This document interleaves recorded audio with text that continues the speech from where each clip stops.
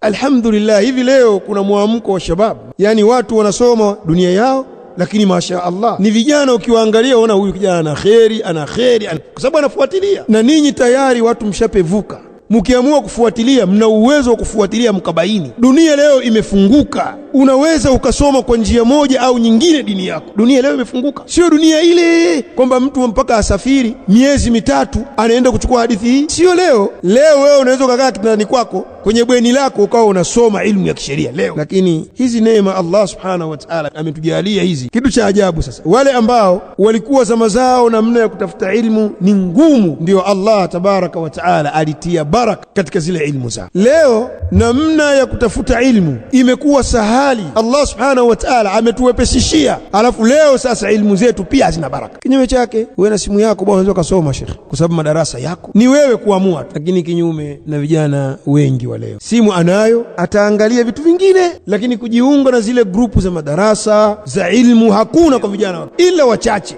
Unaonaje kijana wa Kiislamu unatumia fursa hizo, unafuatilia madarasa yako, unasoma ilmu kwa njia kama hizo? Unaonaje? Sasa njia za kusoma leo ni sahali, lakini wasomaji wako wapi?